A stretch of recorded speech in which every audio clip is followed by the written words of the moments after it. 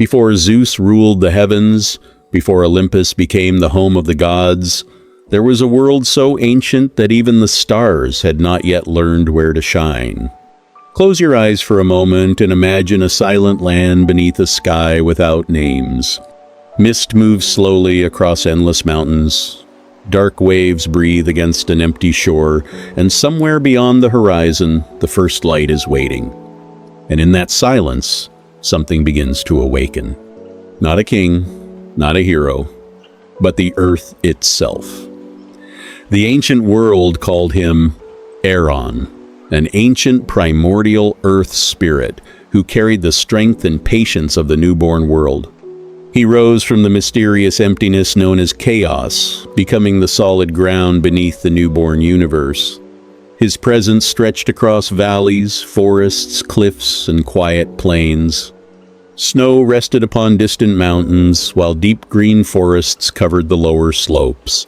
At night, before the temples and cities of Greece existed, the mountains stood completely alone beneath the darkness. Then Aeron looked upward, and from himself he brought forth Uranus, the vast sky. Uranus spread above him like an endless blue cloak, carrying clouds across the newborn world. Together, earth and sky created a family unlike anything mortals would ever know. The first great divine generation came slowly.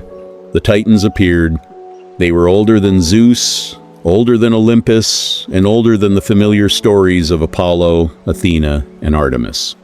Among them was Cronus, powerful and watchful, whose destiny would eventually become connected to the rise of the Olympian gods. But for now, the world was quiet. Imagine walking through an ancient valley at dawn. There are no roads, no marble temples, and no human voices. Only the sound of wind passing through tall grass. A river winds between dark stones, reflecting the pale morning sky. Olive trees have not yet been planted by human hands, but wild trees already cover the distant hills. Far above, clouds gather around the mountain peaks, and beneath all of it, the Titans move through a world still being formed. Some are connected with the great forces of nature, the sea, the sun, memory, time, and the distant heavens. Yet, among the children of earth and sky were also beings far stranger, the Cyclopes, mighty one-eyed beings whose strength was matched only by their skill with fire and metal. Deep inside a mountain, their enormous forge glowed against the darkness. Orange light flickered across black stone. Hammers struck glowing metal, and sparks rose into the air like tiny stars. The sound traveled through the cavern and disappeared into the mountains, but the peaceful beginning of this ancient world would not last. Uranus feared some of his children, and he tried to keep them hidden deep within the earth. Aeron, feeling the weight of their imprisonment, began to wait for the one child brave enough to challenge the ancient sky. That child was Cronus.